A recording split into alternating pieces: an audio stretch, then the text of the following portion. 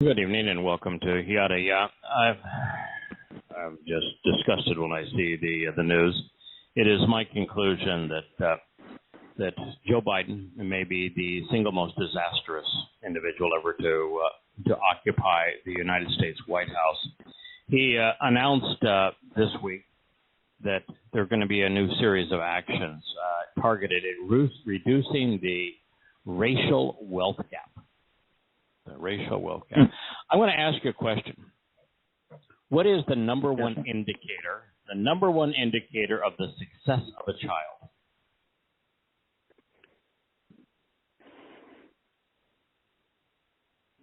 He knows who his father is and he's raised by his father. It is the single number one overwhelming indicator of whether a child is going to be successful or fail. He is raised by his father. He knows his father. His father plays a vital role in his life. Now, for all the women out there who have done a tremendous job as single parents, raising their children, wonderful. Great for you.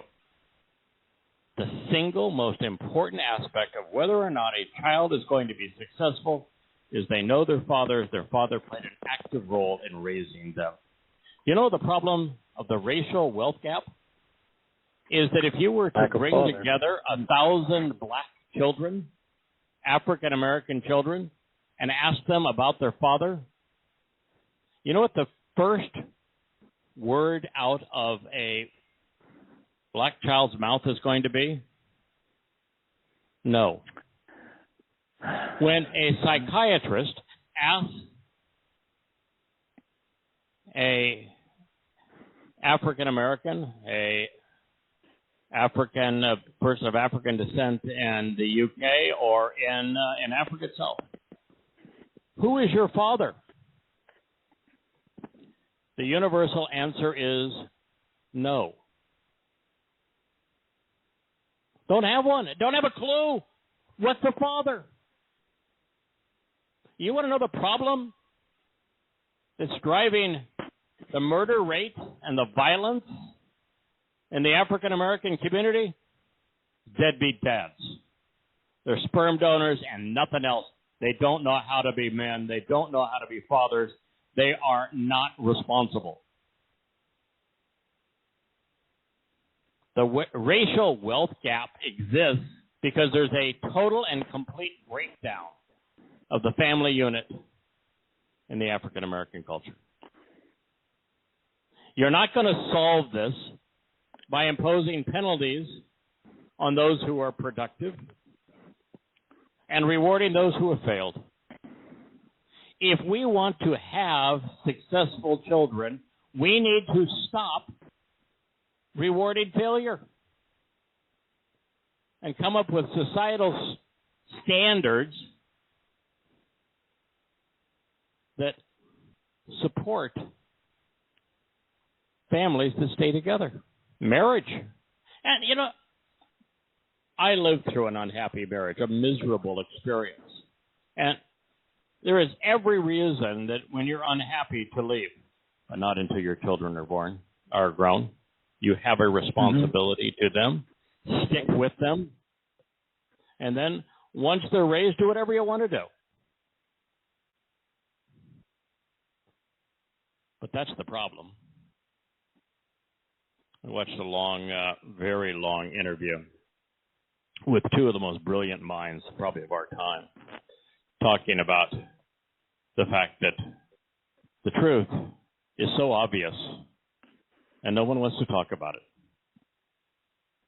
that it's exceedingly easy to explain why African-American boys and young men are 800% more violent than anyone else, why they are responsible for murdering one another, why they are dependent upon welfare at a much higher rate than anyone else.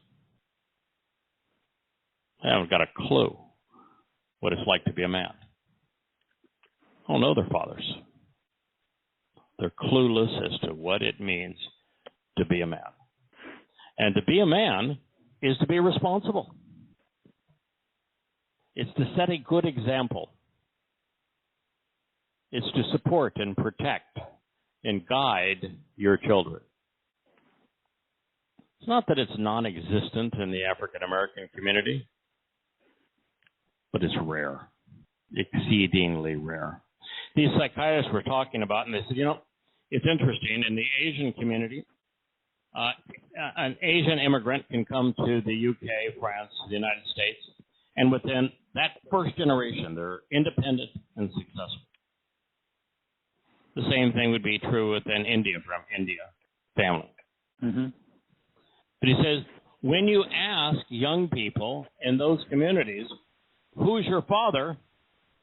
They know. He said, these brilliant psychologists said, we've never asked that question, ever, in the Asian community or in the Indian community. And the child says, I don't know.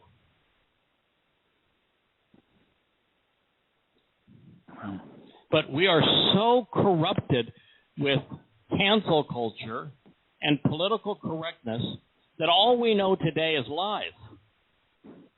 Lies and excuses. And this imbecile, that's the President of the United States, that was elected by fellow imbeciles, wants to eradicate the racial wealth gap. And then we're in a self-imposed economic decline of monumental proportions. And the solution is to raise taxes on corporations. There's this belly aching that, America doesn't make anything anymore. America's lost its innovative edge. There's very little research and development being undertaken in America. America has been surpassed by China in research and development. And so they're saying, well, we've got to solve that, and we're going to solve that by funding research and development by $1 trillion. Government doesn't solve it. If government was a solution, the military would be effective. If government was a solution, the post office would run effectively. Mm-hmm. Everything the government does is inefficient. It's filled with bribery. It's filled with chaos and misappropriation. If you want America to be, or any country to be inventive, tax them less, remove the restrictions. It's really simple. Allow people to succeed. Government is always the problem.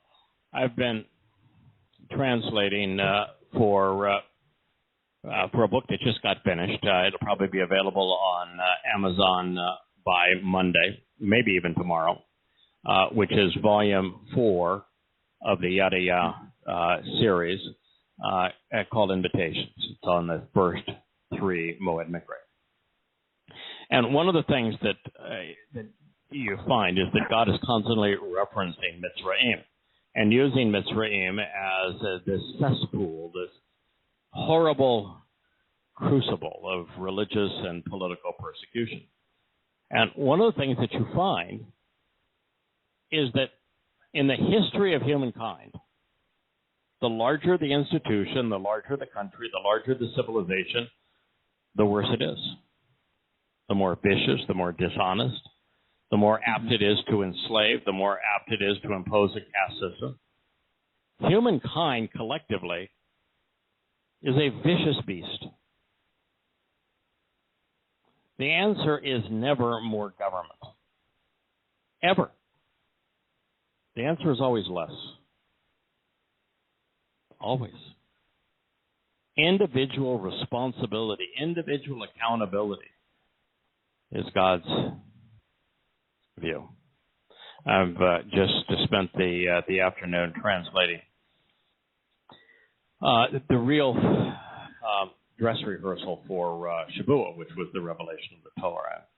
As the basis of Judaism is that the 70 elders of Israel that are mentioned in the Torah, according to Judaism, they were given the oral law at the same time that Moses was given the written Torah.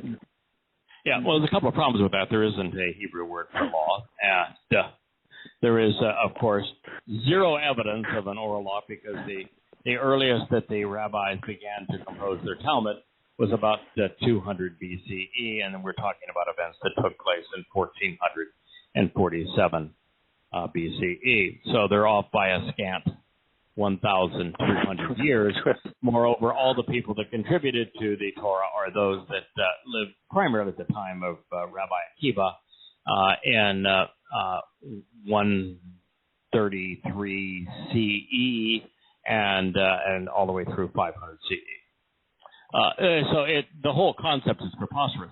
But when you're listening to Yahowah talk about the revelation of the Torah, it's only Moses. Moshe, full stop.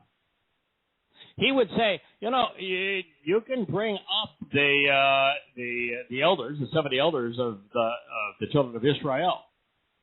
Well, I'm not going to have anything to do with them. I am not going to extend my hand to them. Do you believe it? God said, I'm not going to even extend my hand to them. They will be here and recognize that I exist. But I'm not going to say a word to them. Why? Because it changes the nature of Judaism. If the rabbis did not know that God exists and that he revealed the Torah to Moshe, then their religion would be manslaughter. But because they know, because God made it clear to them that he existed and that he gave his Torah to Moshe. It's not manslaughter. It's murder. When Moshe went back up the mountain, he didn't even bring Aaron with him. He said that Aram and Chub, which means to dig a hole, and Aaron is the alternative, which is the alternative to dig a hole. He said, you all are going to listen to Satan. I'll bail. And you all are associated with one another. You stay here. I don't want any part of you up that mountain. God has a proclivity for something that most people are very uncomfortable with because religions thrive based on popularity. Now, Islam claims to be true because there's lots of Muslims. Christianity was the dominant religion, is still the largest religion in the world. Therefore, it's hard to believe that the religion is nothing but a pile of lies, even though it is. Truth is never popular. And so Yahweh's view is that he really prefers to have a one-on-one conversation.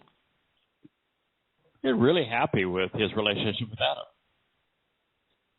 Yahweh wasn't created because God wanted to add another person to his family, but because he wanted to keep Adam entertained.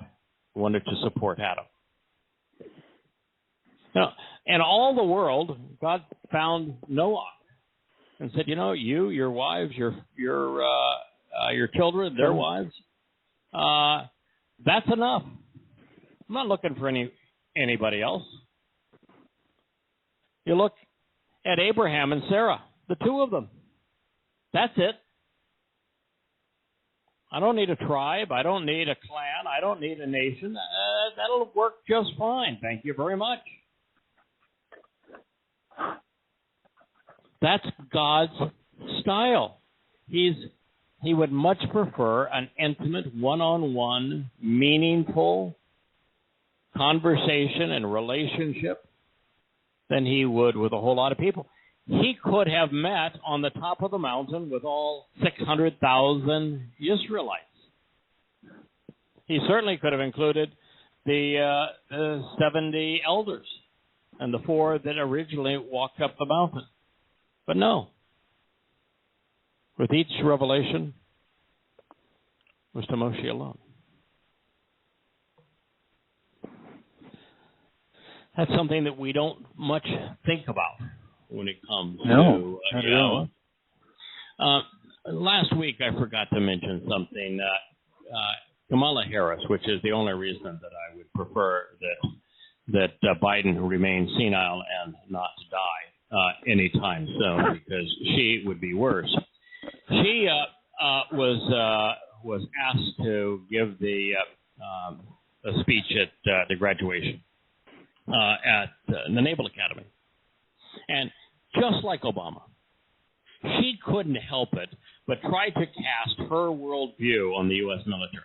You know, with Obama, he tried to recast the government the way the military was run. They have an economic scheme like that. It's called communism. At the top down, everybody follows orders, and you have no free will, no independence. They call that communism. It doesn't work. But that's what Obama wanted. And he would explain his economic policy in terms of the functionality of the military. So she gets there, and she says, I look at you and know that you are among the experts who will navigate and mitigate this threat. What threat? The Chinese? No. The Muslims? Oh, no. The Ruskies? No. You know what threat that she wants them to navigate and mitigate as part of the U.S. Navy? Turning on us. Climate change. Oh, really? Climate change. She says climate change is the real threat to our national security. You are the ocean engineers who will help navigate the ships on thinning ice.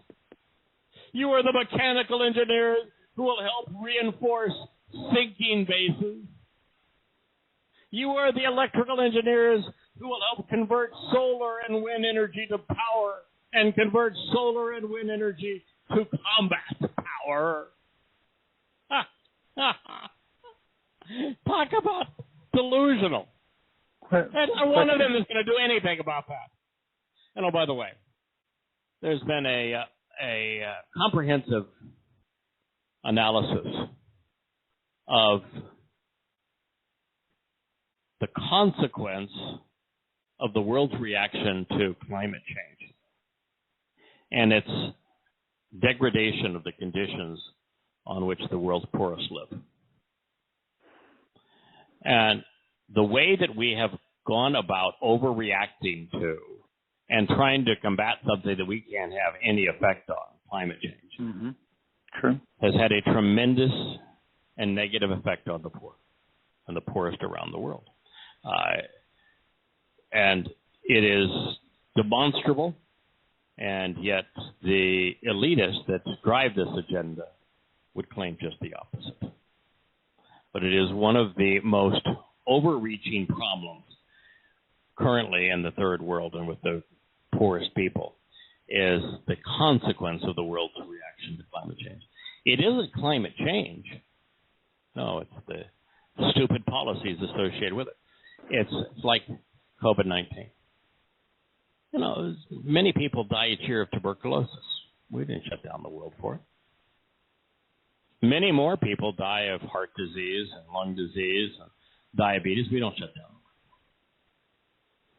But COVID gave liberal politicians the ability to completely undermine freedom, free will, and enterprise, the very things they despise. And they did. And so the problem wasn't COVID-19. The problem was the response to it. Yes, COVID-19 is a real virus. Yes, you should be immunized because you'll live longer, and it's enormously safe. But it doesn't change the fact that everything that we were told about it, virtually everything is a lie, including the fact that it actually did come out of the Wuhan lab in China. The Chinese are eminently responsible for it and lied to the world about it. And the World Health Organization held their hand as they lied to the world about it. And that the consequence in sexual harassment, domestic abuse, suicides, drug abuse, alcoholism, eating disorders, antisocial disorders, lack of education and resulting setbacks in terms of the progress of our youth and socialization are staggeringly worse than what the disease itself would have been had we not imposed those restrictions. And that's part of our problem as people. We view things in a vacuum. Oh, well, if we lock things down, fewer people are going to die. It's not actually true. More people die. It goes back to Saddam Hussein was a really bad guy. We'll take him out of power. It'll be good for Iraq. No, it was worse for Iraq. Why? Because you just can't look at things in a vacuum. What are the other consequences of your actions? And we didn't do that. One of the saddest things today is that science has become so politicized it has lost its credibility.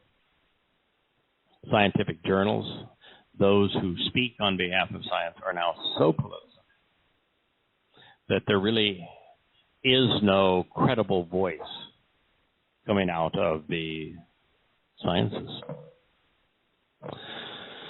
All right, with those things said, I want to return to where we were at this time last week.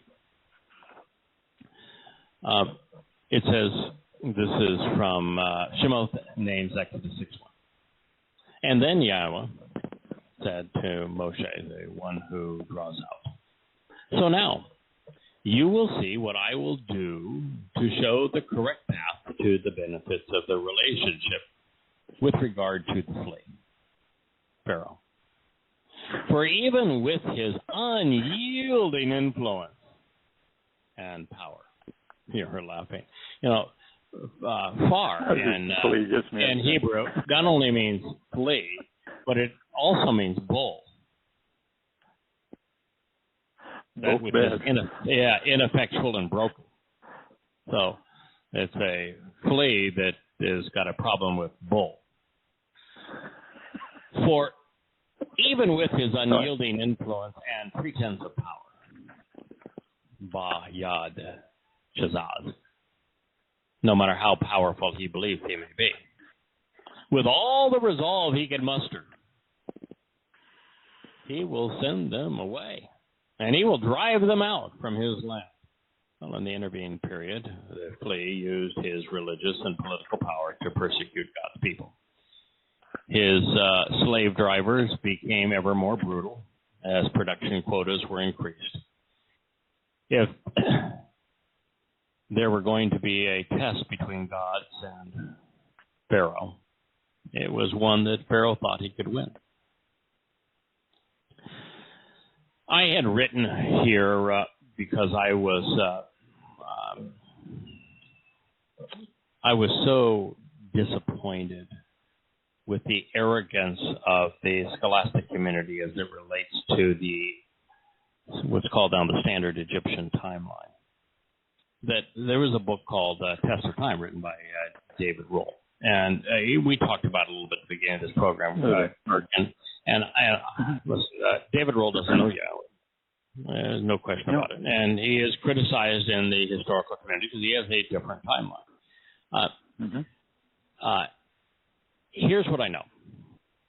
His reporting, which is now available online and countless other resources, of what occurred in Goshen, and even what occurred prior to Goshen with Yosef, and Yosef's agrarian reform, his relationship with Pharaoh, the timing of his entering Egypt, the timing of Egypt building storehouses for grain, the 7 years of plenty followed by 7 years of drought, and then following that of the Israelites being enslaved, of males being killed, of them building edifices in Goshen,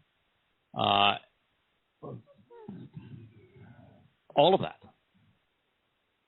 is been unearthed and is readily provable. And to a large degree, what David Rohl did is, and I applaud him for this, he said the classic Egyptian timeline is skewed, elongated, because all of the fleas were liars. All liars. That's one thing you can be assured of when you're reading a record written on behalf of a potentate.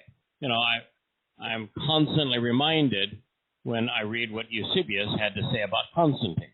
It was, you know, his nose was so far up Constantine's tuchus that his eyes were certainly brown.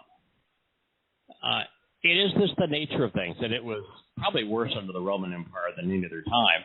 And this is the time, you know, that we ought to have had better resources. But during the pharaohs, those who wrote on the inscriptions, they didn't live very long if they told the truth about the pharaoh, because the pharaoh, he had to be a god. He had to, you know, be superlative. So if he reigned for 10 years, well, you better write it down as 15. And everything about him was exaggerated, but most certainly the reigns.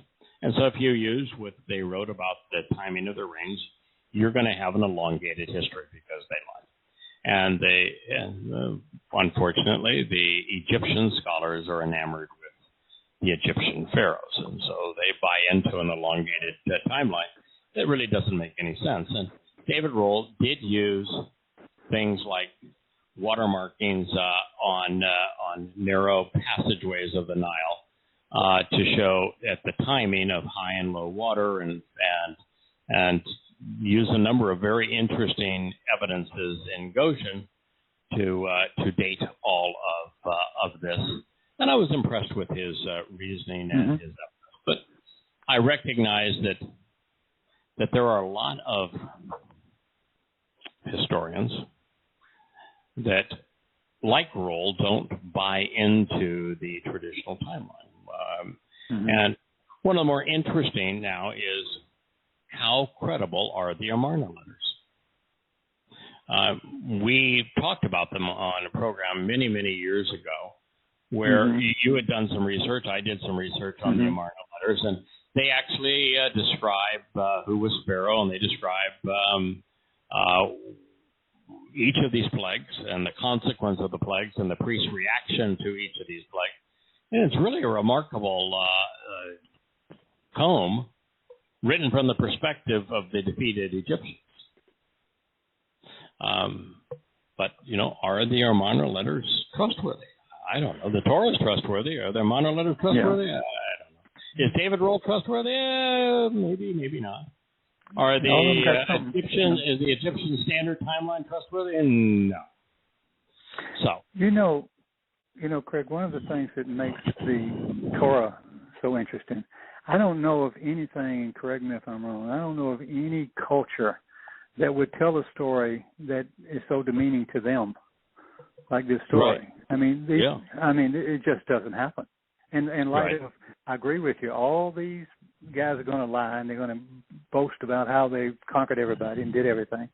And these guys are saying, you know, we were slaves, we didn't listen, we went out there, they wiped us all out for a second generation, and we came in, and we lost 40 years to the. All of them have flaws. Who tells that story? Look at Adam. She made me do it. I'm on my fault. She made me do it. Yeah. Towrah. Oh my God! She names her kids. The enemies of God. Waste of breath. My revenge. I mean, come on. Well, you don't see that kind of stuff. And then. No. You get to Abraham, and he's pimping his wife out for business. Yeah. Come on. Dode for all of his magnificence. He's got every flaw there was. Oh, what a broken family.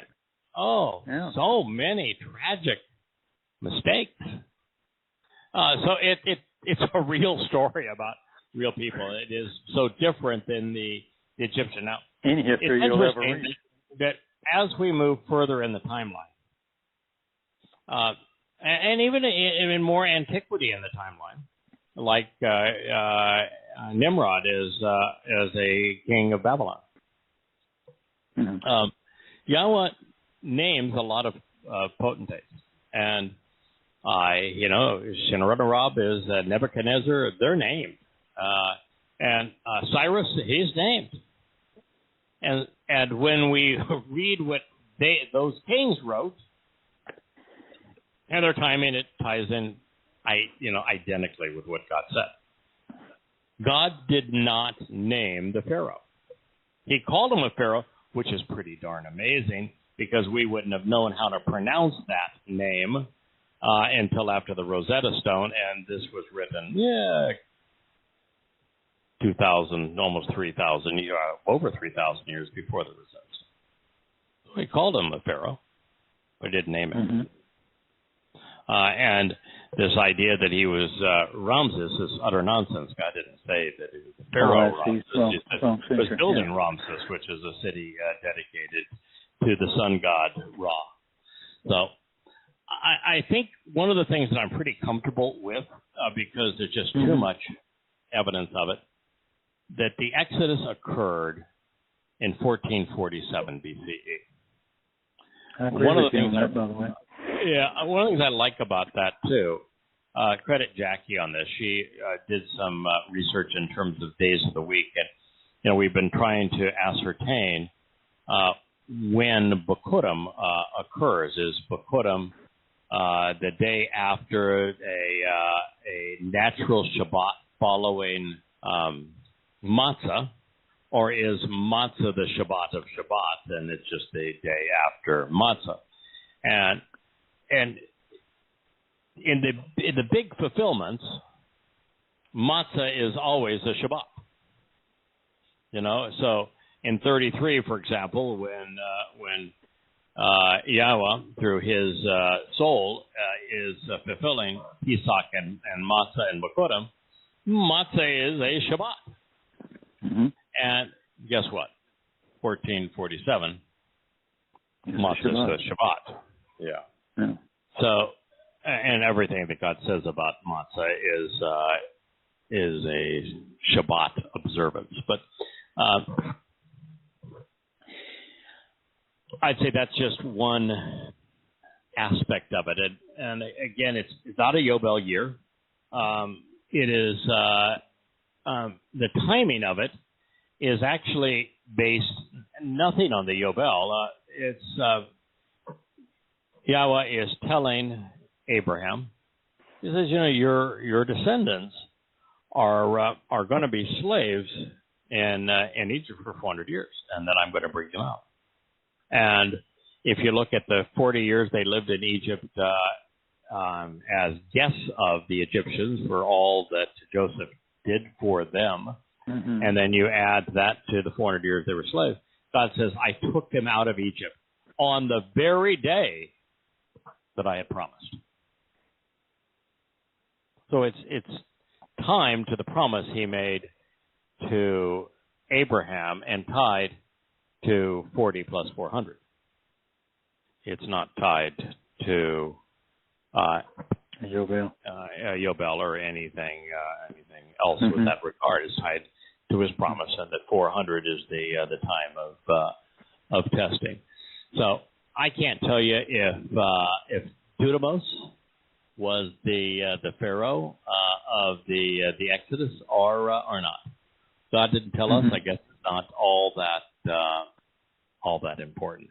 Others say that it was Tutmos that was the Pharaoh. That would be Alfred Edersheim that came up with that. Frankly, I don't know. I'm not even sure I care. Man's dead, and he was a nincompoop. Good answer. Yeah. As their work multiplied, the Hebrews responded to the added pressure by lashing out at Moshe. Their lack of trust would become epidemic. Yahweh's next statement is comprised of three integrated elements, each of which is controversial. The first contains a bold declaration of Yahweh's name. Since God had already introduced himself to Moshe, there would have been no reason for him to reiterate it this bluntly at this time unless he intended to introduce what follows. But make no mistake, God spoke to Moshe and said to him, I am Yahweh. He did not say that he was the Lord. He did not validate of the English translations. In the second part of his declaration, Yahweh reemphasizes his relationship with Abraham, Yishak, and Jacob, whose point of connection is that they were recipients of the covenant promises. God not only reveals that he was actually seen by them, something which is considered impossible in rabbinic Judaism. He says that he was Shaddai. Oh, my dog, goodness gracious. Asher, okay. Calm down. He was Shaddai. It is then odd that Shaddai is universally mistranslated Almighty when it means anything but overwhelming. I think Asher is barking because they're trying to make a delivery. It is 8:08 here and dark. That's the last thing that I want to have to deal with this evening. Then to understand part 3 of Yahweh's declaration, we must recognize that there are only 2 words in the next statement which are extant in the Qumran scrolls. Therefore, we cannot be entirely certain that the negation of knowing found in the 11th century CE Masoretic rendering is correct.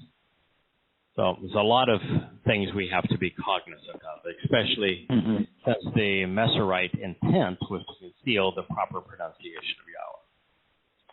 The question as to whether lo, meaning no or not, actually appears in the text was mitigated, however, by the perfect conjugation. It indicates that there was a period of time when Yahweh's name was not known or acknowledged. The inference is then that before Yahweh revealed to them, himself to them, they were unaware of his name. This explanation makes perfect sense in this context because Yahweh had made a similar claim, one which Yahweh would resolve through introductions and demonstrations. Unfortunately, I do think I have people outside that are trying to make a delivery. I hope Leah is listening and that she goes out and works with them because I'm not in a position to do so.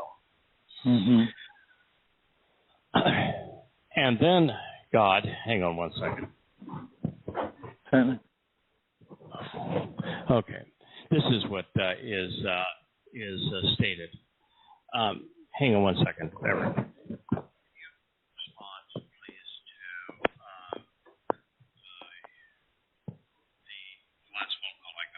From Javier. I'm sure he wants to still go diving. We can't. We're not going to do it tomorrow.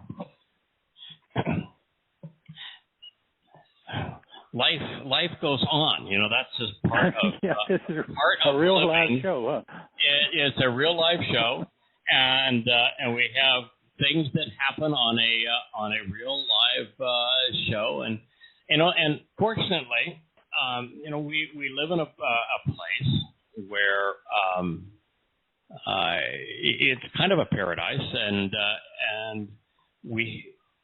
I don't think I've ever been any place where I've had so many friends, and it makes it really special. So there's always somebody here, always somebody that wants to go do something, young, old, in between, and it is such a wonderfully integrated community of different ethnicities and different backgrounds. It's kind of a neat spot.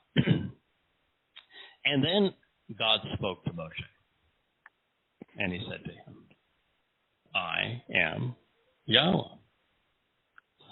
I appeared to and was seen by becoming visible to Abraham, to Yishak, and to Jacob. As God, Shaddai.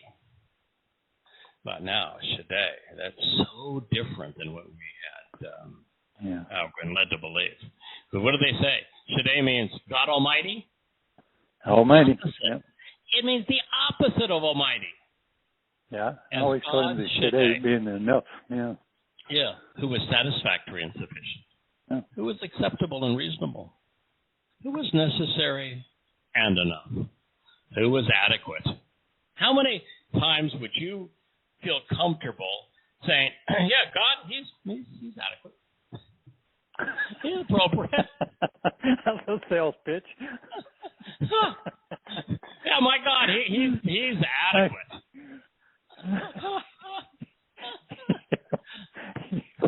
But it's his word. It's from she, who is, and day, enough.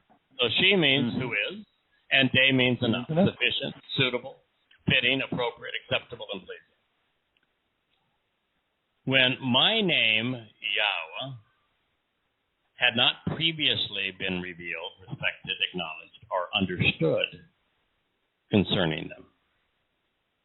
Lo Yada Lahem. Up to this point and time, it had not been shown, known, or discovered by them, or appreciated for its association with them. This is the Niphal perfect with the perfect conjugation and the Niphal stem. There was a point in time before which Yahweh had made his name known, and after which it was not well understood. Okay, well, that's interesting. So, Shaddai. It is universally rendered Almighty in English Bibles, is it not? Oh, yes, no question. Yeah, Almighty in English Bibles. Even though that rendered cannot be deduced from the words etymology or context. Since El means Almighty God, El Shaddai would be like saying Almighty, Almighty. Further, this definition cannot be predicated upon shad because it means to devastate and destroy, to loot and oppress. That's the opposite of what God accomplished in this I don't think that was it, no. Yeah, but Abraham, Isaac, and Jacob, I don't think that's it. Moreover, vocalized as shed, it would make God a demonic spirit. It's probably not Almighty either. On closer inspection, we discover that Shaddai is actually derived from she, a relative pronoun based upon Asher and day, with day can mean the ideas of being satisfactory and sufficient. We find God to be acceptable and reasonable, both adequate and appropriate, even necessary. So rather than bragging, Yahweh is revealing to Moshe that he is reasonable and that he is more than sufficient. Yeah, for Abraham, providing whatever was needed to satisfy the promises to make him acceptable. Is not shed also the root, the shin and the delete is breast or mother's milk? I mean, that's everything the child needs. So, yeah. It's just not all made. You got it. Yeah. Adequate and necessary. Right? And it's acceptable. Yes. Grade A pasteurized. And because he had done this for Abraham, Yitzhak, and Jacob, he could be relied upon to do the same for their descendants, the children of Israel. And right at the moment, when you're being pounded by this religious and political regime, someone who was adequate, that's looking pretty appealing to me. Mm-hmm. So this is to say that God would not be showing off. His intervention would be appropriate and adequate, sufficient to satisfy the promise to free his people. Because of what he said to Abraham, Yahweh would Asher Day show the way to the benefits of the relationship by satisfactorily satisfying his promises, doing whatever was appropriate and necessary. It makes God out to be reasonable and accessible, reliable. He would do enough to rescue them without overwhelming either side, allowing for the maximum expression of free will while still accomplishing the mission. God had just told Moshe that Yahweh is his one and only name, the single and solitary designation by which he wanted to be known. His statement was for all time, for all people, and all places. And that would have included his meetings with Abraham, Isaac, and Jacob. There'd be no reason for him to conceal it then or now. Moreover, without stating the alternative moniker, the declaration becomes irrelevant at best and perhaps even conflicting. If he wasn't known as Yahweh to Abraham, then what was he known as? Father. Yeah, Abba. it doesn't say. Yeah, well, it doesn't say. Mm. And no, he wasn't known as Abba to Abraham. That's right. No.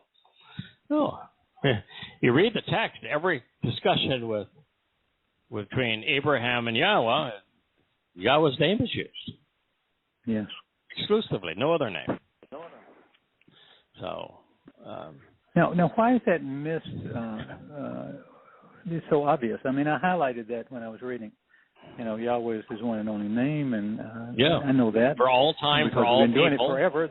Absolutely. And we would have no Right. reason for him to conceal it then or now. That should be so obvious. Yeah. And Yahweh is the only person who could have told Moshe, and therefore who could have told us, about his relationship with Abraham. Abraham is wholly unknown apart from Yahweh's description of that relationship to Moshe. Right. And so with Moshe, he says Yahweh, Yahweh, Yahweh, Yahweh, Yahweh, and nothing else. So it's clearly we're done by Good clue. Yeah. By the way, I was talking about just Moshe was going up to receive the Torah. Right. Who actually scribed the Torah? Well, I assume that Moshe was taking dictation. Is that not correct? That's what I always assumed. But that's not what the text actually says. It says that Yahweh wrote the tablets, the Torah, and the mitzvah, the terms and conditions of the covenant. And that he wrote the tablets, the Torah, and the mitzvah, the conditions of the covenant, to teach his people, to Yahweh them. But it says that Yahweh wrote them. So I had always thought that Moshe took dictation. Yeah, I don't think that says too. That there are places I'm sure that Moshe wrote a copy of what Yahweh said, and I think it's very much like Yahweh's instructions to kings.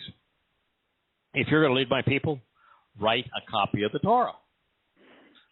I've been writing the Torah now for 20 years, and I can tell you that one of the best ways to learn something is to write it. Right about it.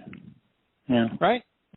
So writing it would have reinforced Moshe's understanding and his ability to recall what God had said. So there's likely a copy of the Torah written in Moshe's hand. But there's also a copy of the Torah written by Yahweh himself. Yeah, and that takes it to another level because Yahweh would not have written the Torah. There is no scribal error on a piece of parchment. Would have done it on a piece of parchment. He's not going to sit there with a dead animal up there in heaven. And so he didn't write on a piece of parchment. It was a scroll, and it's in his penmanship. He wrote it. Can you imagine what that thing looks like? Well, I'm curious what the alphabet that he used looked like. Yeah, I know you would love, and so would I. Yeah, I would love to see it. Wow, and that pictographic Paleo-Hebrew. Yeah, we would both love to. Cool. Yeah, love to see it that way, but I don't think that's. Well, I think we will. I don't know because it says a lot of things. One of the things that it says is that the original autograph exists. Not only exists, but is as legible, as brilliant, and as perfect as it ever was. The original autograph. If God wrote it, he said he did, would not have deteriorated. No, couldn't. No. Just won't. Put it that way, just won't. Yeah, so... he knows how to do and this. it also suggests something else that I hadn't thought of, too, which is that since God said that he wrote it, that means the material that it's on and the way the words are inscribed in that material makes it very easy for God just to plug it into us when he comes to reaffirm his covenant with Yisrael and Yehudah at the cusp of his return in 2033. And now it is a program, really, that he could incorporate right into us. Although I don't think it's going to be the existing Torah, but Torah 2.0. That actually makes a lot of sense. Yeah. That makes a lot of sense. So why? Yeah. Question then begs the question why. Yeah. With all that stuff in it that we don't need. Yeah, there's so much stuff in the Torah, like Yahweh's dealings with Pharaoh, or even going back prior to that, if you're dealing with the way the children of Israel responded to Moshe's attempt to save them. It's not appealing. The plagues are not appealing. Why would you want to know about the plagues in eternity? Or why would you want to know about the flood, something that frustrated God, that made him very sad? Why would you want to know about that in eternity? Why would you want to know in eternity? Who wants to dwell on that? Yeah, why would you want to know in eternity that Abraham, not once but twice, pimped out his wife for material goods? You know, the relationship turned out great, but man, it had some serious warts along the way. Why would you want to know that? Why would you want to know when Dode is our shepherd and is leading us? Why would you want to know that he made some really bad decisions and had all of this family strife? You know, so I realize that's not in the Torah per se, but I think there's Torah throughout the prophets, and there's prophecy throughout the Torah. It's, I think, just all one testimony. I just think that God's Torah will be his teaching, direction, guidance, and instructions for how to capitalize and enjoy and survive and thrive in 6 and 7 dimensions. The fact that he has written it would indicate that he's written it all, including what he's going to give to us. So, without stating the alternative moniker, the declaration that he was known by some different name, perhaps, becomes irrelevant at best and perhaps even conflicting. Then a contradiction would exist because Yahweh's name was presented frequently throughout the narratives with Abraham, Yitzhak, and Yaakov. Therefore, in this context, with Yada written in the finite perspective of the perfect conjugation, I'm comfortable with the preceding rendering, which was there was a period of time, now over, that God was not known by Yahweh. And it could also suggest that thereafter there was a period of time, a finite period of time, where Yahweh's name was not understood. And clearly today, apart from our research, our study of the Torah, Yahweh's name is not well understood. No, it's pathetic. It is. Known. Correct. And how easy it is to deduce from the text. And in addition, I established at that moment in time my covenant with them to approach and to give them the land associated with Canaan, to subdue, to subjugate, and to humble. In association with this land, they remained as immigrants to show the way to the benefits of the relationship, dwelling as a guest within it. Therefore, I heard the painful suffering and groaning of the children of Israel, whom the Mitzrayim, those in the crucibles of political and religious oppression, had chosen to work as slaves. Concerning them, I remembered my covenant relationship. And that's what this is really all about, is the covenant.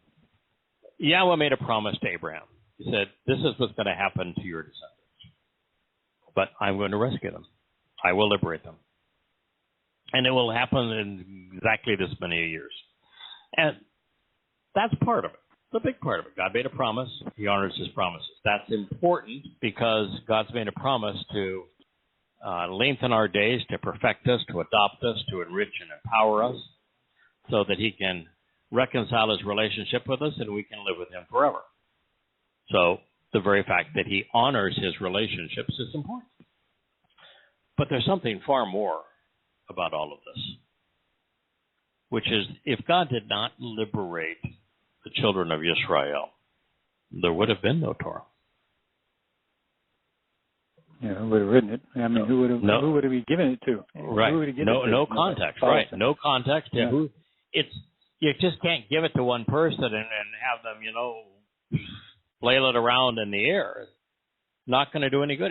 It had to be manifest and through a people group, and to see how it prevailed for them when they paid attention to it, and how they failed when they ignored it. And so, without the children of Israel, he had to wait that long. He had to wait that long to get enough crowd to make an impact. And even then, that's certainly part of it. The other part of it is that he had made it a specific time commitment, and he knew how he wanted history to play out over 6,000 years too, and so it was all laid out. But the children of Israel had to be freed, because if they were not freed, there was no one else, because he formed this relationship with Abraham, who gave birth to Yishak, who gave birth to Jacob, who became Yisrael. It's these people. He formed the covenant relationship, and the Torah exists to convey the covenant.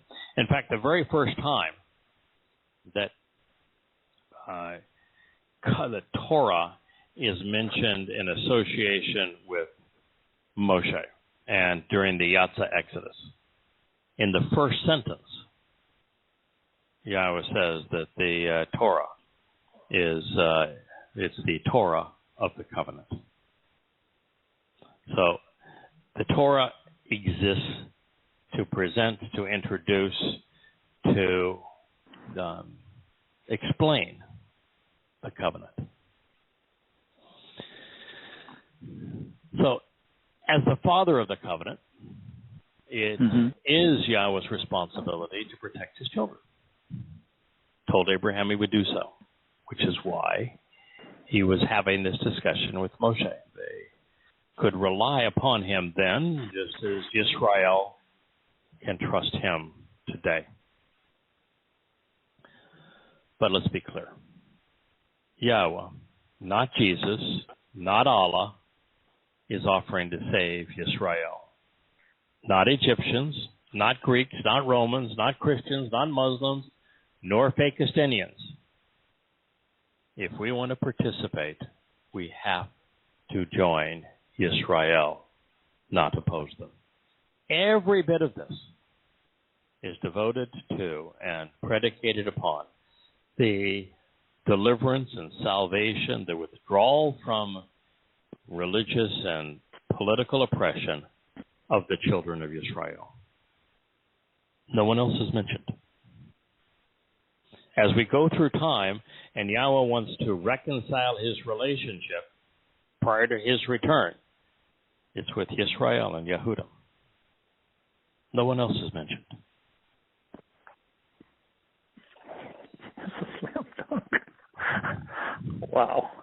Yeah, we know this already, but I mean, this is all news to us. But I mean, come on now. Yeah. No one else. Battle, no. Yeah. It ain't gonna happen. Everyone that wants to believe that God changed teams, that he went from Jews to Arabs, as Islam would claim, or he went from Jews to Goyim Christians, as Paul would claim, are completely inconsistent with God's message, which means they lie.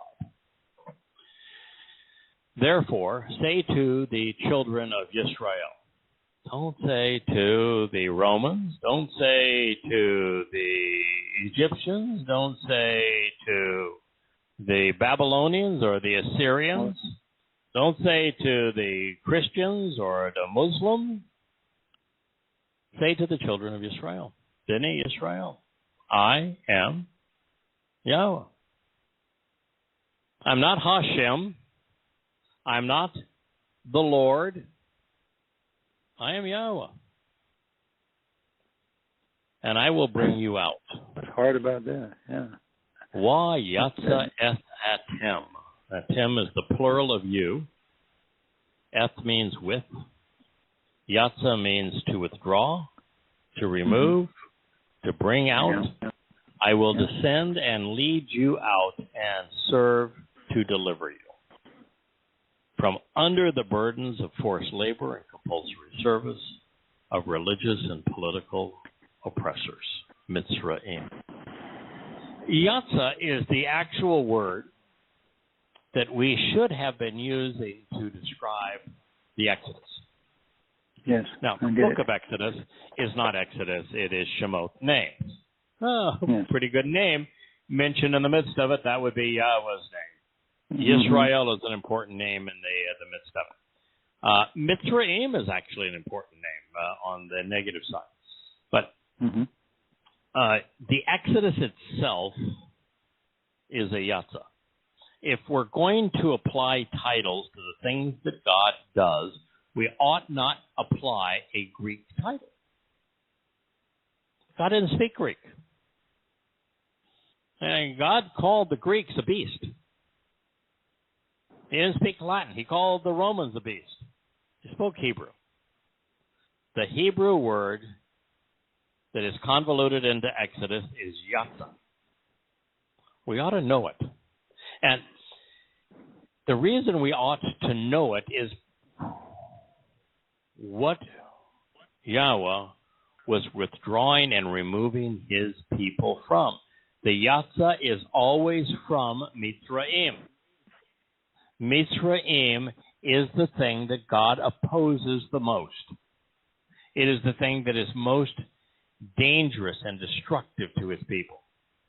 Mitzrayim is religion and politics and militarism and economics on a national or institutional scale. So you're back to the opening remarks. It's exactly what you said to start. Yeah. It is so essential that we stop using Exodus apart from Yatsa, and that we understand that Yatsa means to remove, to withdraw, to bring out. And we're not being brought out from Egypt, being brought out from Mitzrayim. From a system, yeah. Right. The cauldrons of persecution. The crucibles of oppression. This is the place, and God was so clear on what he hated there. The place of religion and politics and economic schemes and militarism and conspiracy. It is what man does when man gets together in large institutions. The larger the institution, the worse man becomes. Mitzrayim is what matzah was designed to cure. And so clear. Yep. And I will bring you out. I will yatsa you from under the burdens of forced labor and compulsory service of the religious and political oppressors. Mitzrayim, the cauldrons of military and economic subjugation, the coercive cruelty experienced in Egypt, where you were confined and restricted by political persecution, considered to be a foe and besieged and assaulted, shut up as if inside of a concentration camp. That might sound too extreme to say shut up inside of a concentration camp, but Mitzrayim is the plural of Matsur, and Matsur is based on Sur, and Sur means to shut up, to constrict, to constrain, to torment and abuse. It's as much as words will allow to describe what it would be like to living in a concentration camp. Yeah. You're concentrated into a highly troubling environment. That's what Mitzrayim means. I will deliver you, rescuing you, defending you, saving you. Wa natsal es atem. I will remove you and save you, protecting and sparing you from being enslaved to them. And I will redeem you. Wa ga'al atem et atem. I will ransom you, paying the price to free you with the sacrificial lamb and the protective arm shepherding the flock. I will redeem you with the Zeroah.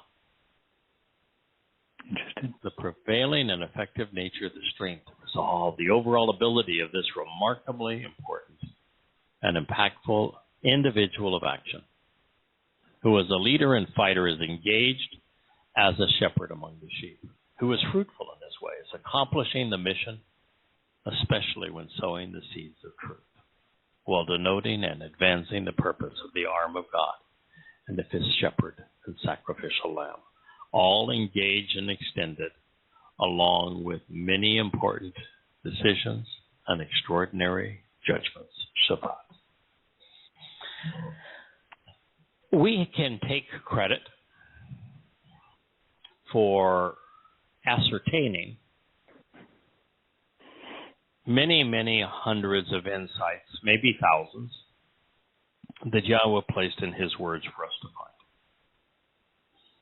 One of them, and I think among the more important of them, is Zeroah.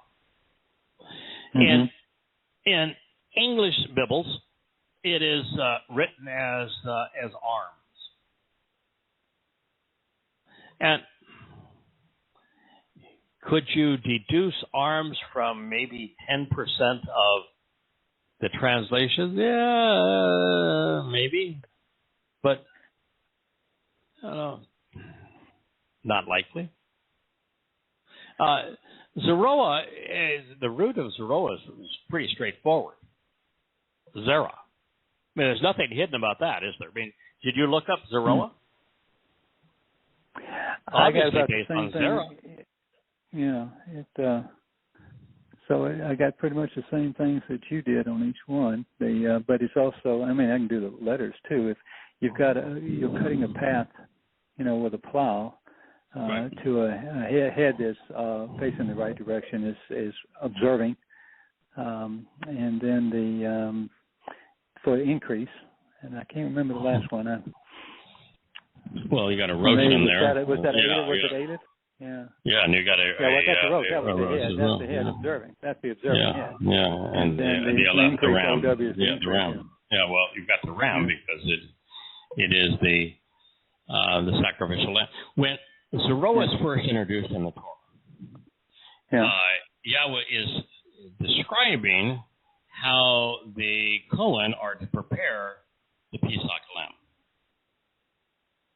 So the Zeroah is the sacrificial lamb of Pesach as it is described and introduced in the Torah. So that's pretty straightforward. So it's really hard to counteract that. But there are three Zeroah. Obviously, one of the three Zeroah is leading the children of Yisrael out of Gaza, removing them from Mitzrayim. That Zeroah would be Moshe. That's Moshe, of course. Yeah. Right. And there are other places in the Torah where it just flat out says Moshe is a Zeroah. Well, there's other places that say that Dod is a Zeroah. Correct. Someone has to interpret all the and really important Zeroah. And then, while there is no place that actually says Yahusha is a Zeroah, because there is no prophecy that actually says Yahusha is anything, the presentation of Yahusha's role as the sacrificial lamb make him the epitome of a Zeroah. Yeah. Plus the most... Somebody got to open the door. Right. The most demonstrative prophecy on Yosha's purpose as the Pesach Gael, as the Passover lamb, is Yeshaya, Isaiah 53. It opens by saying, who is it that came to understand who the Zeroah are? And so it's obviously, since it's talking about Yosha, the Passover lamb, one of those Zeroah is Yosha. One is Dod. One is Moshe. Oh, that's Moshe. Yeah. One is the leader who is shepherding the flock, leading them away from Mitzrayim. That Zeroah is Moshe. The other Zeroah is that protective, strong arm of God, protecting the people. That is Dod. And the sacrificial lamb is Yosha. They all sowed the seeds of life. And Zerah means to sow, which is to plant something that you expect to root and to grow and to bear fruit. So Zerah is a really powerful term, and it also means offspring. So you're planting the seeds that you expect to grow, with the fruit of those seeds being children of the covenant, offspring. So the word itself, Zerah, is a powerful word, and to render it as just one thing is sad, particularly when, I was dealing with a passage that was clearly talking about Dod and called him a Zeroah. And he was not a sacrificial lamb. He was the shepherd. Yosha was the lamb. And then you realize, well, who did a better job, a more prolific job of sowing the seeds that would take root and create the who else covenants, told us about Yosha? children, offspring. Right. Who told us about the event? Dod and Yashaya. 22nd song. Yeah, Dod and without them, you got to have all three to complete the package, no matter what you do. Correct. You need the Torah. That is the Zeroah of Moshe. You need the firstborn of the covenant. You need the shepherd. You need the Masiach, the Son of God. That is the author of the Mizmor, the Psalms, and the Mashal Proverbs. That's Dod. He is the firstborn of this covenant relationship. And then you need the sacrificial lamb, Yosha. They are the three Zeroah. By the way, one of the things that I'm talking about Yosha here is that we have to be a bit careful with Yosha, because there's a reason for two things.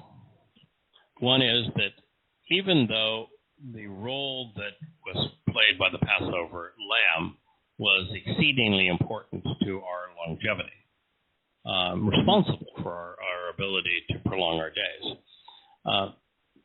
there isn't a single prophecy that names Yosha. Not one. Not one. So why would God have somebody this important and not have a single prophecy where he's named? Dod is named in over 1,000 prophecies. Moshe's name is second only to Dod's and Yahweh's in prevalence in the Torah, prophets, and Psalms. Yosha is non-existent. I mean, there are 220 references to Yosha, with 200 of them being to Yosha ben Nun, and the others just to miscellaneous people named Yosha over time. Not one to Yosha is the Passover lamb. Well, there's a reason for that. There's a reason for that. And that is, Yosha isn't a name. It's a job description. It's a mission statement. Yahweh saying, I am the one who delivers, who liberates, who is saving you. It's Yahweh doing it. Why? Yeah. Because the soul of Yosha it's the only one is Yahweh's. Yeah. When Yahweh told Abraham, I will provide the lamb, he was the lamb. It was his soul. His soul experienced all of the ruthlessness of the Romans. It's his soul. His soul that fulfilled matzah. And the set-apart spirit that took his soul from Pesach to Sheol on matzah and then released his soul on Bikurim. Yeah, so, I'll always remember the time that you and I and JB, you see, we were discussing who's coming back, and it's Yahweh's coming back, and he's not coming back with what you say, mini me. That one is that rest. No, yeah, he's not coming back with mini me. And realistically, we have to be again careful to recognize that the role that the Passover lamb is enormously important, but the name of the Passover lamb is not. The mission statement of the Passover lamb is exceedingly important, and the name of the Passover lamb is only important if you know it as Yahweh saving. And then it was done. Now, the other thing is that we don't have a single word that Yosha spoke in the language he spoke yet. No, it's been reliably maintained. Not one. And with Moshe, what do we have? We've got all of his conversations with Yahweh and the first 4 books of the Torah, and then we have Devarim, this magnificent treasure of Moshe's explanations and presentation of the Torah in words. I mean, we have words for Moshe, and the only thing that there is more of than Devarim in the Dead Sea Scrolls is Dod's Mizmor. And so with Dod, we have more words that were spoken of him and written by him than anyone else who was related to Yahweh, by far. And so they are 1 and 2, and it's then the third Zeroah is the Yahweh himself saving us when we consider that Yosha had Yahweh's soul. Now, we will get to this as we move through these books, but to you and me, Kirk, and to everyone who is listening, our soul is the totality of who we are. Our bodies are so irrelevant to who we are.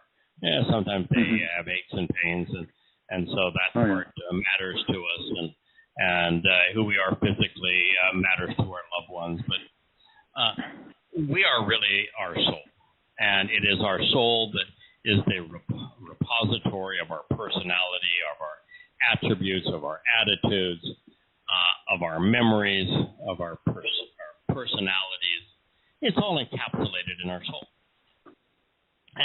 And so our soul is the essence of who we are. With Yahweh, he has a soul, but his soul is more like we as humans would send the Perseverance rover to Mars. Yes. The Perseverance rover to Mars extends our reach, right? It gives us the opportunity to hear, to even smell, to see, to feel what it's like to be on Mars. We can move on Mars.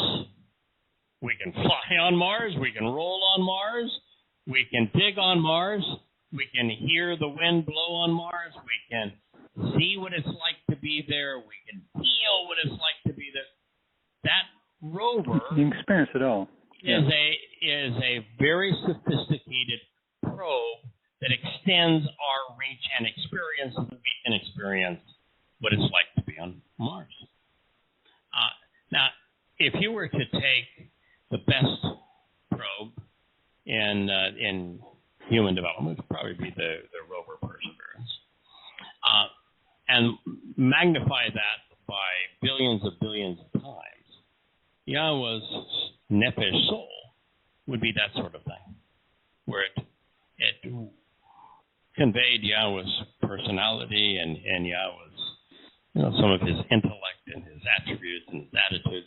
It's one of the things that I like is that we know in reading the Torah that given the choice between lots of people and one person, 2 people or 2 million people, 8 people or 8,000 people, Yahweh always chose the smaller number. He's a bit of an introvert. He likes one-on-one conversations, one-on-one relationships, and our small groups, families. And you look at what we know of Yosha, he's a bit of a recluse. You know, he'd give the Sermon on the Mount if okay, I'm going to be here at the top. I'll give my sermon. You all sit down there. And what did he do afterwards? Disappear. He would, meet with a few people, say a few things. Then run away. Yeah. Get on the boat and get over. Get out of the way. Cross the lake.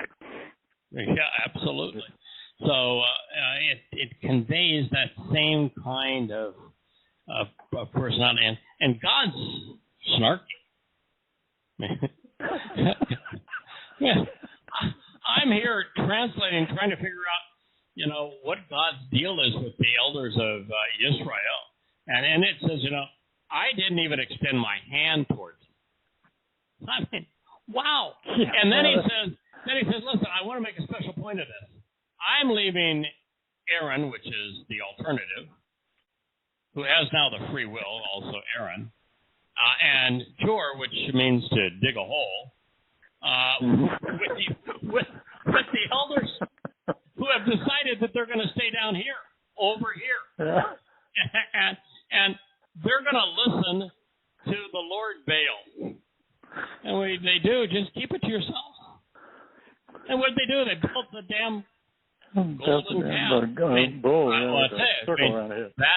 that's snarky.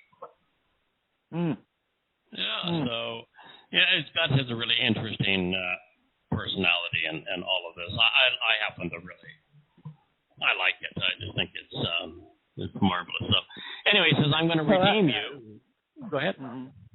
No, I was just saying, I see in it also that he's quite more excited about lifting the other two Zoroas up. He doesn't need any acclaim.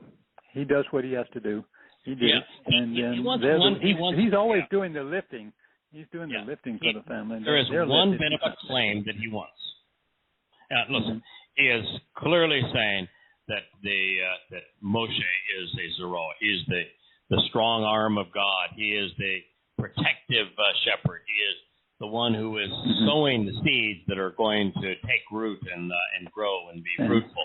He is all over giving. And listen, Moshe is spectacular. I mean, Moshe is a man's man. That guy's got character. He's got fortitude.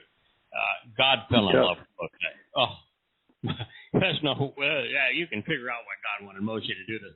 Moshe is a great God. He's just spectacular human being.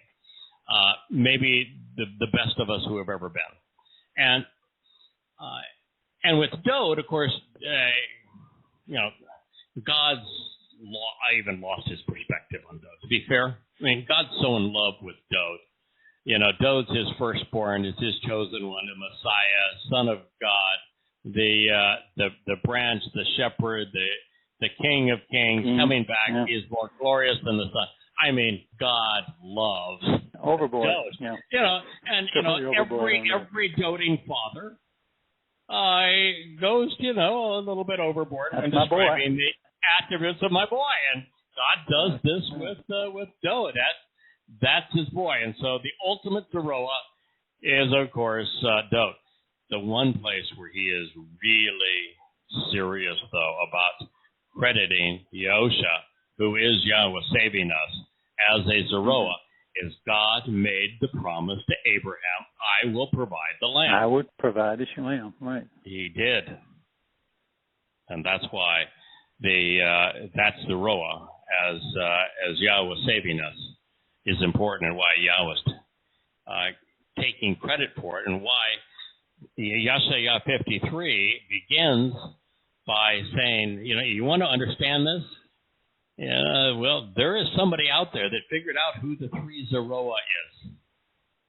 You may want to listen to his rendering and take on what follows, because it's not consistent with what you're getting from any religious institution.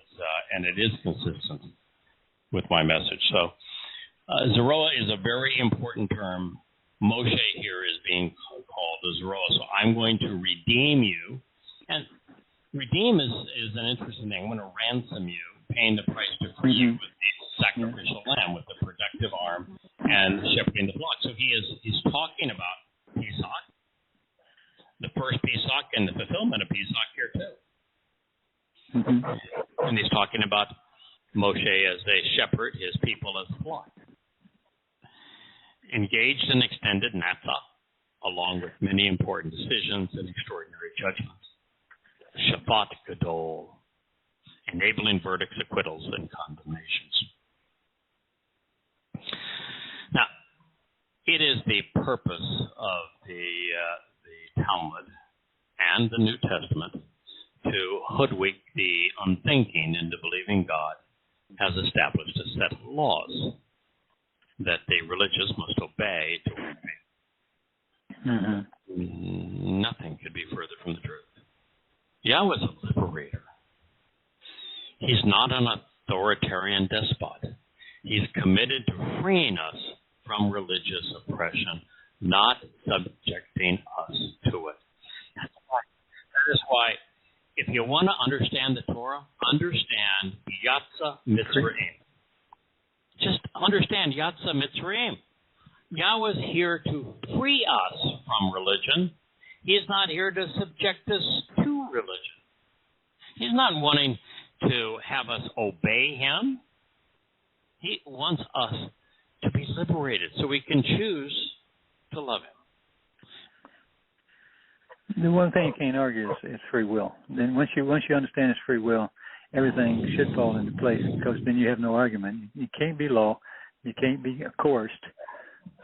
He can urge. He can plead. He can say, "Go do this, Moshe." Yep. You know, I heard Leah loves these documentaries. You come here and visit, you're going to hear Leah's document. She loves documentaries. And so she subjected me to a documentary a couple of nights ago, and it was two of the most acclaimed scientists in the world today. And they were having a discussion on what represents consciousness. And these guys were absolutely clueless. They got everything wrong. They just mumbled back and forth and seems to me, it seems to me, it seems to me. They had nothing but opinions, and their opinions were ill-fated. The fact of the matter, if you don't know Yahweh, you've got no idea as to what consciousness is. You don't understand what a nephesh soul is and what it represents. So then she starts my day out today. Well, actually, I was here since like 5:30 doing translations, but she comes in and she says, "I want you to watch another documentary." And this was two of the most brilliant minds, just two astonishingly brilliant people. Fortunately, neither one knows Yahweh, but nonetheless, they were brilliant. They were talking about being judgmental. And their unified conclusion is that if you're not judgmental, you have no purpose of free will. Free will only matters if you're judgmental. And if you're part of this cancel culture and political correctness, telling people they should not be judgmental, that is a judgment. And you're just nothing but a hypocrite. But it was just so interesting. And one of the things that one of the scientists said is that if you want a correlation between success and failure in this regard, that one of the things that is highly determinant as to whether a person is going to be successful is their conscience. Not consciousness, but conscience. Does this person have character? Do they know the difference between right and wrong? Will they make a stand to do the right thing for no other reason than it's the right thing to do? Yeah. Do the right thing. Conscience. Yeah. They didn't know the word nasama, but nasama is our conscience, where the nephesh is our consciousness. And they were talking about in psychological studies, there are three things that determine whether or not a young man or woman is going to be successful in life. And those three things are conscience, the nesama, whether you are able to use it or not, whether you are judgmental in a rational and reasonable manner where you're going to be responsible and accountable and are committed to doing the right thing. Conscience. Okay. The second, and this is not in this order, is intellect. He said if you are in between 1 and 3 deviations born, 1 to 3 deviations born into a family that is wealthier than the norm by the standard deviation of 1, 2, or 3, or you're born with an intelligence that is 1, 2, or 3 standard deviations from norm.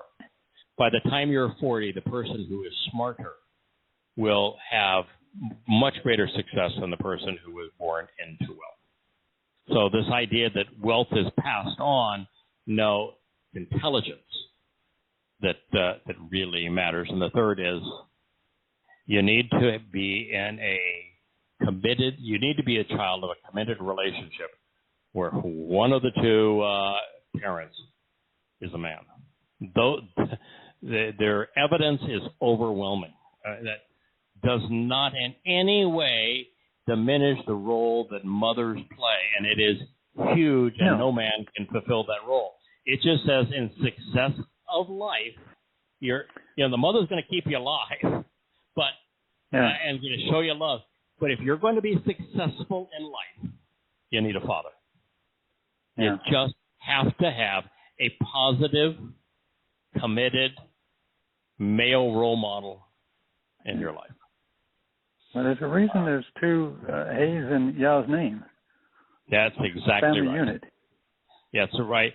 There's a reason that Yahweh presents himself as our Heavenly Father and spiritual mother. Throughout the presentation of the Mikra, he uses Malaka. And in Bible translations, they tried to hide the fact that they call it work. Because there's 2 words they think that mean work. But Malaka is not based on a Hebrew word for work. Maaseh is a Hebrew word for work. Asha is a Hebrew word for work. Labana is a Hebrew word for work. The Malaka is not. Malaka is the feminine of Malak. Malak is a male messenger. Malaka is a female messenger. The Malak are mostly associated with the heavenly hosts, with the Yahweh's spiritual implements and heavenly representatives. Malaka, therefore, would be a feminine, maternal messenger, so a spiritual counselor and maternal messenger. And the Ruach Kodesh, of course. Although there are men who are Malak and women who can be Malaka, because God's message is there for us to convey, and when we're conveying it, we are messengers. So, but Malaka permeates it, and so when you're looking at the covenant and the Mikra, which enable us to get there, there's always a mother and father. If you read Dod's Bashal, his Proverbs, almost all of them are written from the perspective of a mother and father guiding the child. The mother is the Ruach Kodesh, the set-apart spirit. The father is Yahweh. And the son is Dod. Yeah, I was going to say Dod. So, yeah, they're overwhelming. That's God's idea. That is what works. That's your plan. In terms of raising our family. When we raise our family, we model after his family, we will have greater success. Now, that is not to say we won't have broken families. No. Dod's family was shattered. Abraham's family was to some degree shattered. Yahweh's family is the epitome of shattered. So it's not to say that we're going to have nothing but rose petals and butterflies. It's life is tough. Families are challenging. Yeah, nobody said it'd be easy. Yeah. Highly rewarding, but also enormously frustrating. So that's God's perspective. So as we end here, God is saying, "I will redeem you with the Zeroah," along with many important and extraordinary judgments. With judgments being Shabbat. Shabbat means to decide. So they're going to be really wonderful means to decide, to make a good decision, to differentiate between right and wrong, to exercise good judgment, Shabbat. And today I think it's one of the things that's the most lacking in our world is people exercising good judgment, people making a conscious decision between what is right and wrong. It's so bad. Go along to get along. Yeah, that a cancel culture and political correctness would insist that you accept that which is not true and that you reject that which is true. Now, we talk about how so much of this now is this myth that African Americans have somehow been mistreated and that their plight is because Caucasians have held them down. And it's wholly untrue, but if you say it's untrue, your voice is drowned out. Yeah, is drowned out in silence. And yet, as I said, I was listening to this documentary, this interview, and everything that I've said has been validated. Mm-hmm. That if you're going to resolve the problems in the community, which need to be resolved, you have to start with the fact their families, well, they are no families. That men are not men, they're not fathers, and the children grow up to repeat the cycle, and that the women without men in their lives are way too aggressive. They're way too prone to abuse their own children. And then we have created this culture that has thrown money at a problem, rewarding not only failure, but encouraging more children to be born out of a committed relation. Have more children, have no father, more money. Right. And then to try to blame everyone except hold the people accountable that are actually responsible for the problem. Yeah. And that's a society losing the ability to exercise good judgment. And boy, do we need that. Well, I was going to share one quick thing with you. This week I turned on the History Channel, and I couldn't believe it. They did a whole series on World War I, which lines up so well. I've always been a little concerned about why it took off so much. I know there's alignment of this country with this country, and when they shot that Yugoslavian prince or the Austrian, everything started snowballing. But it explained it so well; it was amazing, and I can't help but see where we're going now with our alignment with Russia and China and Iran, and how the Europe and those is coming down the same way. And there was a. Yeah, I was going to say that. There was one. Go ahead.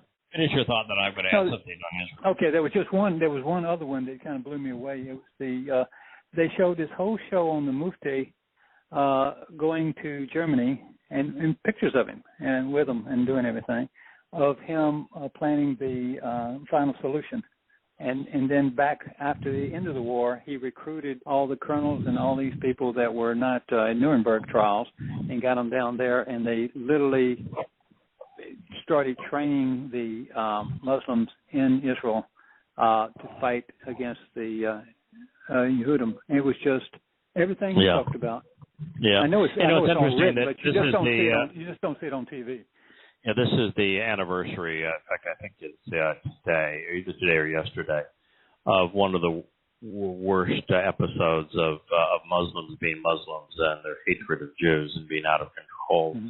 It was in Baghdad, where in 1941 there was a conservative group of Muslims that rose to power, And as they rose to power, they thought that they would, just like Hamas, that they would win favor by telling fellow Muslims to go out and rape and rob and murder Jews.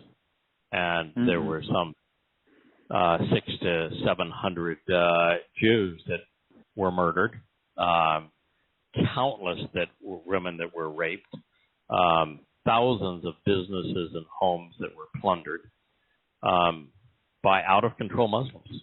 And finally, when it was all over, there was only one opportunity for the Jews, who had been there for thousands of years, and that was they had to leave with nothing. They were pushed out. They had to leave their possessions. They had to leave their land. They had to leave their businesses after having been raped and murdered. And then you have these Muslims as the Fakistinians in Israel, demanding that they get everything imaginable for from the Jews, and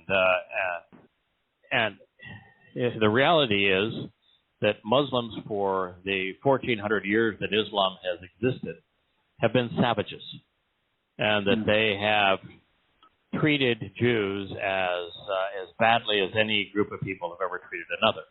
And now to call the Jews terrorists as the absolute dunderheads on the left are doing shows a complete ignorance of history and the forces at play.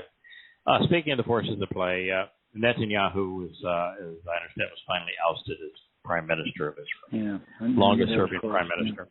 And part of me is sad in the sense that Netanyahu did a nice job of standing up against Islamic terrorism. He did a nice job of standing up against the Iranian threat to go nuclear and destroy Israel. He did a nice job of getting more settlements throughout Israel to get the U.S. capital moved into Jerusalem. And so for Israel to throw out a politician who has done that much for his country and his people, probably more than any Jewish leader in history, it just speaks of the lack of judgment of Jews today.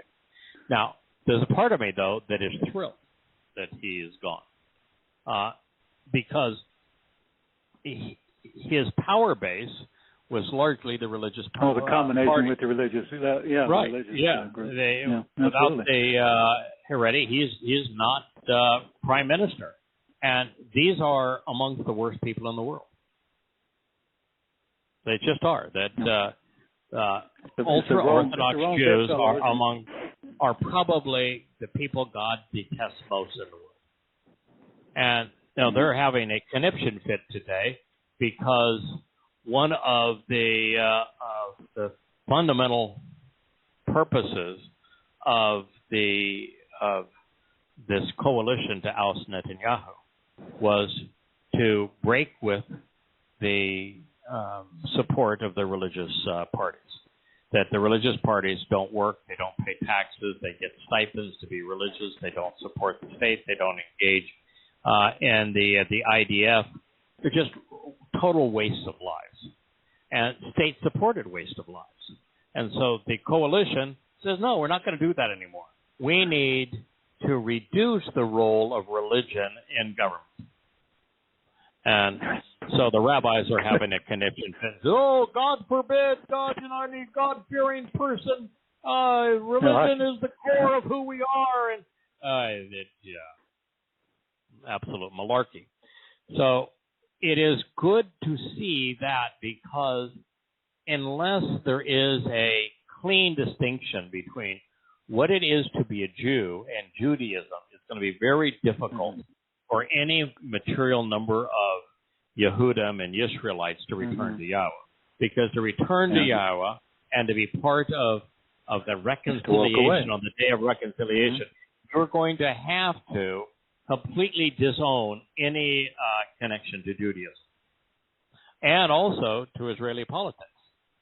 You can support Israel without being political.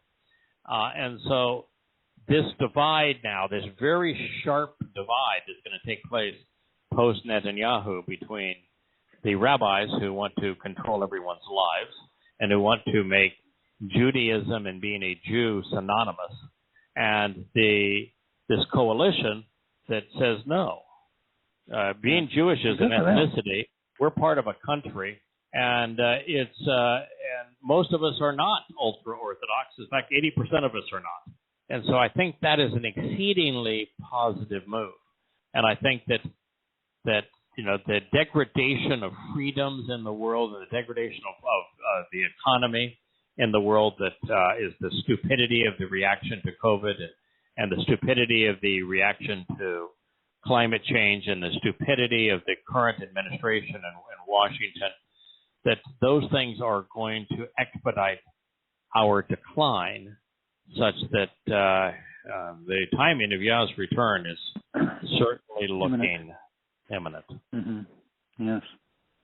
And particularly this big move in Israel, because there had to be a divide, a sharp divide, between the ultra-Orthodox who wish to control every aspect of Jewish life and Israel as a nation and Jews as people. So we're seeing all of that take place. We're also seeing a greater influx of Jews to Israel than ever before. And that's particularly remarkable with all the Hamas rockets, with all the negative... Yeah, you would think there would be a absolutely no-go zone. But, yes, but it's I think that while blacks are making noise for claiming to be the victims of racism, which clearly existed in some parts of the country, major parts of the South, for a very long time and was clearly wrong.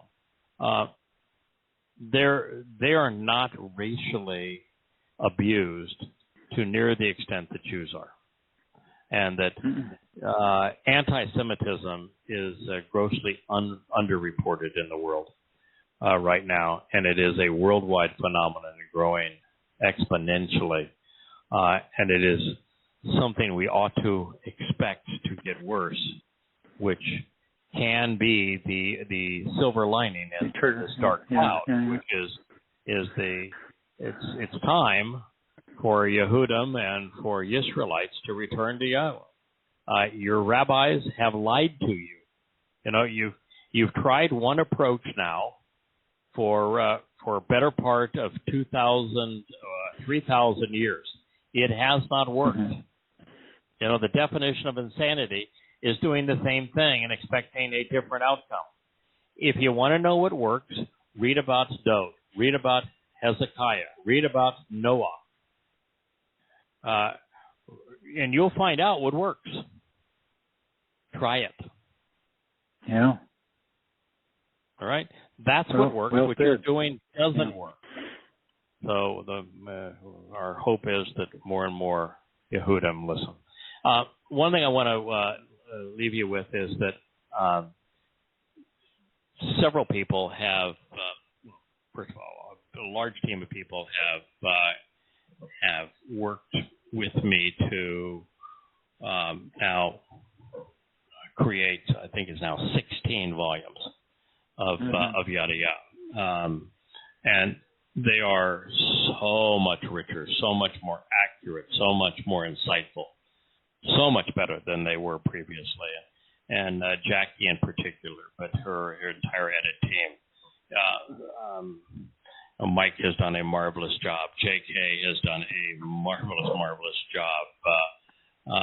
And Molly has done a marvelous job. But Jackie has been extraordinary in this, and we really now have some spectacular books that we can be proud of that do the job of the Nesh the way that Yahweh intended. But I looked on your website before the show. It was really beautiful. But I think David and Scott, particularly David, working with Jackie, have created a website. It's at Yada Yah. Oh, okay.